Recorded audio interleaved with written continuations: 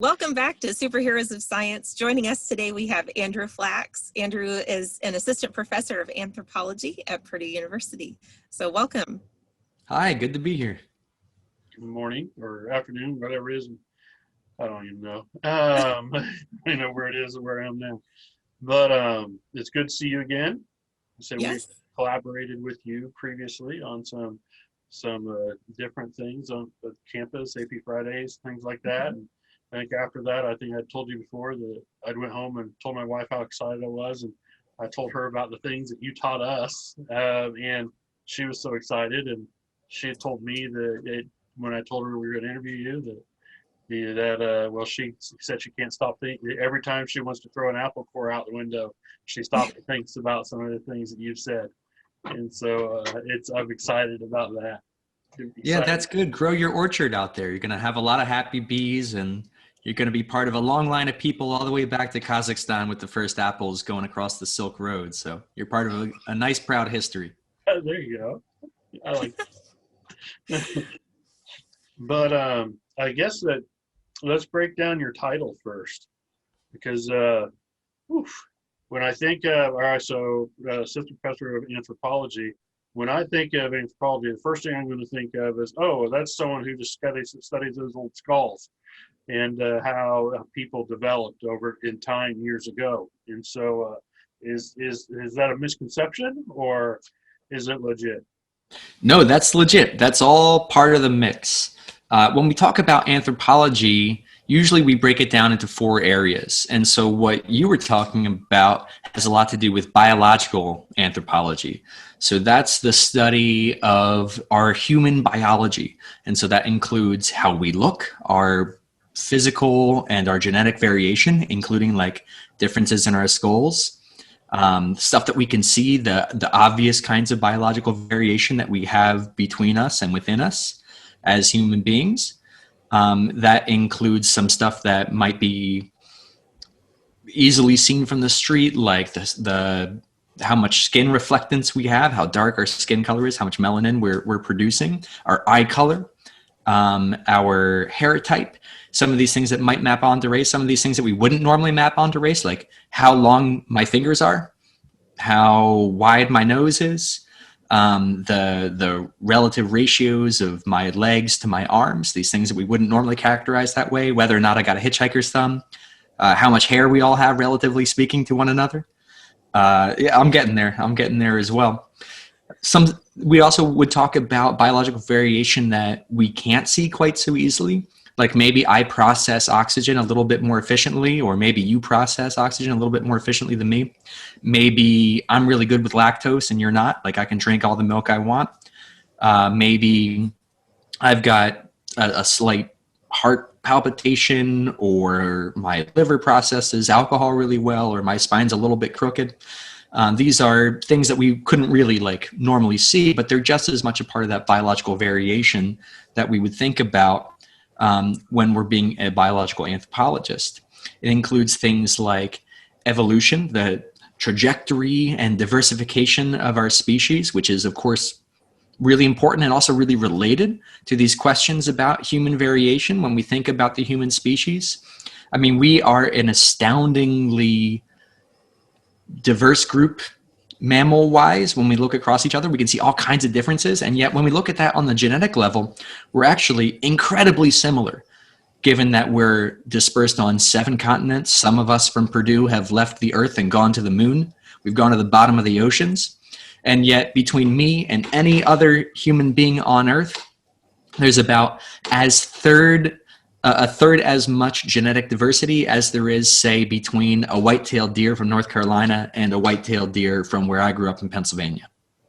Oh, wow. So for all these things that we might look at and see as important, there's actually relatively little biological variation, genetic variation between humans, and that speaks to our relatively recent exodus out of Africa around perhaps in a couple of waves 300,000 years ago, 100,000 years ago, another wave 50,000 years ago, that all together created our large dispersion, and of course that biological variation that we now see between and within different populations of human. All of that is the biological story of, really who we are and where we came from and what it means to be human.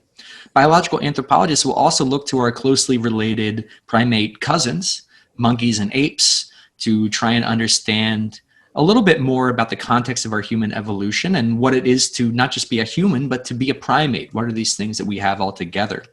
And so there's important questions about conservation and about questions about evolution, because it's likely that we can look to our primate cousins for some hints about that evolutionary moment when we diverged from what would then become chimpanzees, or what would then become bonobo monkeys, or apes rather, what would then become these different apes and monkeys that we would see. And so here at Purdue, we've got people who study monkey foraging and conservation issues and how people and apes and monkeys interact together. So all of that's within that, just that 1/4 of it, of biological anthropology. Then we've got people who study language. Language is this incredibly important thing that humans do, and there's a whole lot of meaning that we convey through our speech, and not just our speech, but also the songs that we sing and the gestures that we make and the written elements that we leave around to one another. There's a whole world of symbolic thought that is encoded through these things. We might include visual art into this as one of these deep things that really makes us human. Then we can talk about our material record, and that would be archaeology, the third of these 4 fields, where we're really interested in material objects, the stuff that we leave behind and the kinds of stories that we can tell about these material things. I might know an awful lot about, say, Stephen and Sarah if I went through your trash. I could tell what kind of person you are. I could tell a little bit about what kinds of economies you're part of. Are you throwing away stuff that's really produced just at your house?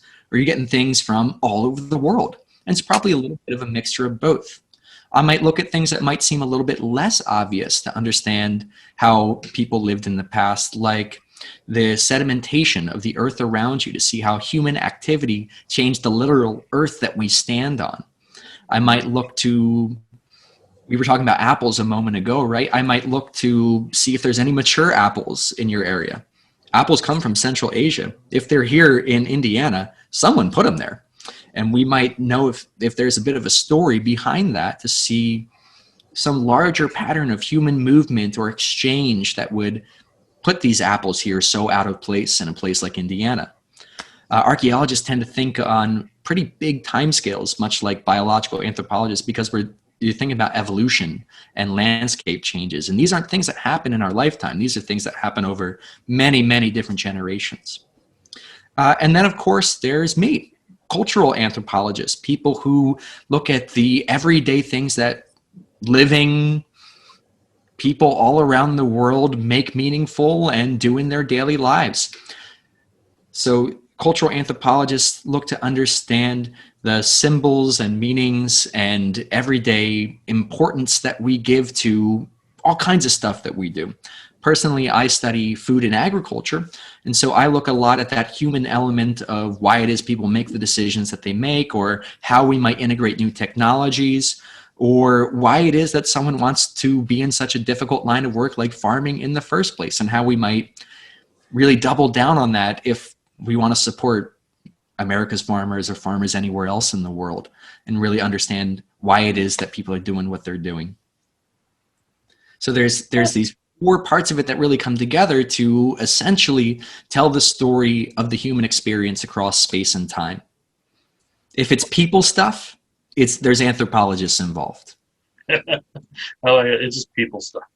That's a great definition too. I love that. I feel like that's very inclusive of all the areas. That was really good. Oh, thanks. What's astounding is that there is so much variation across space and time in what it means to be human and what stuff humans do, which is great for me because I like having this kind of job security. I'll be able to study things forever. But it also helps us kind of shake loose and get a little bit of perspective. These things that seem unchangeable, these rules of our life, the norms that we take with us, they've got a history, all of them. And in some cases, they're relatively recent developments. They're not things that have been with us since the beginning of time. they might be only a couple of 100 years old, which gives us an opportunity to rethink things that we might be really invested in changing. Racism isn't all that old. As we think of that concept, racism is something that's only a couple of 100 years old, because the concept of race, as we think about it in the year 2020, is only a couple of 100 years old. Now, there have been prejudices of different kinds, but if we can shake our heads a little bit loose from this really particular thing that's so important in basically every aspect of American life right now, then we got some great perspectives to understand why we have issues with race that we do, and how we might more productively change them, because it's not something that's immutable. It's something that's really historically relatively recent. And that means that we can come up with better ways of dealing with people who have diverse experiences, perspectives, and histories of migration. No, that's a very enlightened way of looking at it that most people would, including myself, would not have thought. Yeah. I like that. That's. I never thought about it being only a couple 100 years old. Races. I assumed it's been, I don't know, since the beginning of time. I mean, it's just kind of one of those things you assume has always been there, and so that's really amazing. We have, of course, all kinds of documentations of difference. You go all the way back to the ancient Greeks, and there was this writer Herodotus who was writing these histories of what he thought was just normal life, which was ancient Greek life, and all of these crazy other people that he was meeting, especially the Persians and the Egyptians, who lived very differently. And he was documenting these things, and Herodotus was like a rich Greek guy, and most of the people that he was writing about also happened to be men. Not a whole lot of women in Herodotus's stories. Were there women in the past? Yes. I think that we can very confidently say that there were women in the past. But Herodotus just wasn't writing too much about them. Were all of Herodotus's stories true? No. He describes these like furry ant creatures that are moving around in these great deserts. Do the Persians come off particularly well in Herodotus's stories? No. Greece was at war with Persia.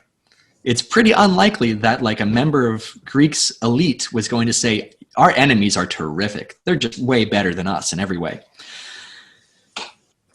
We have these stories of prejudice, but it's not framed in the same way. It's not talked about in the same way that we might think about race today. These people looked fairly similar. Greece had a lot of different looking people in it. This was a crossroads in the Mediterranean with people from Africa, Asia, and Europe mixing in and having a lot of genetic and physical diversity.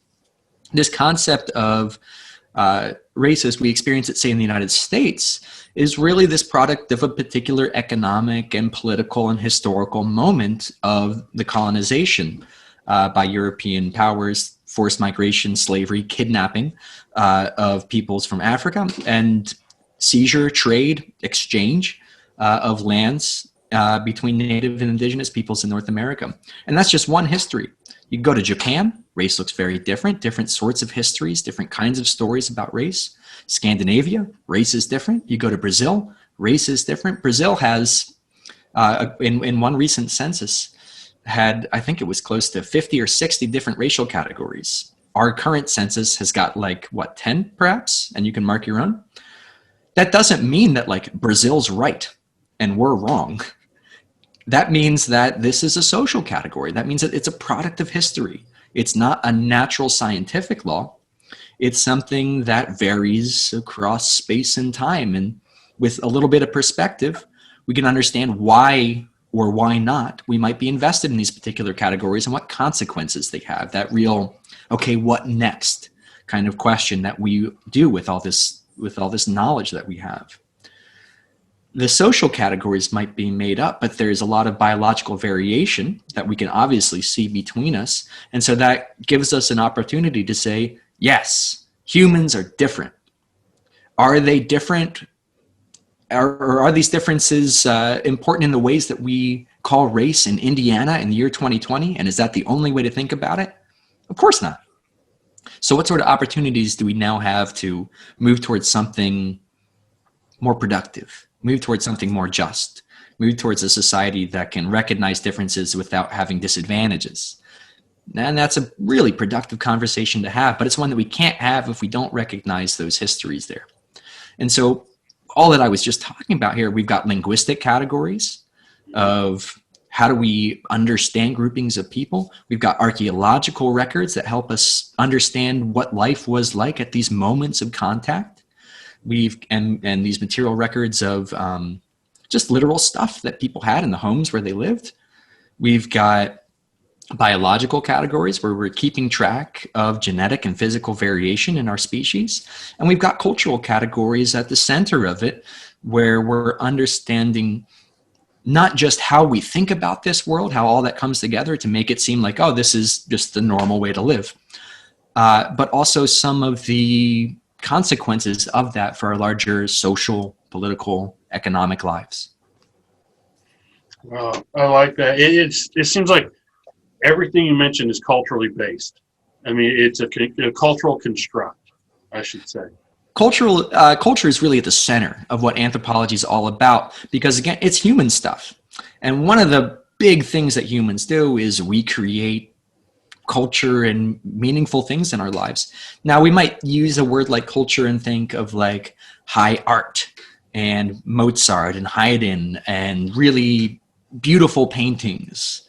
That might be one definition of culture, the material products that we create or beautiful artistic things that we have around us and value.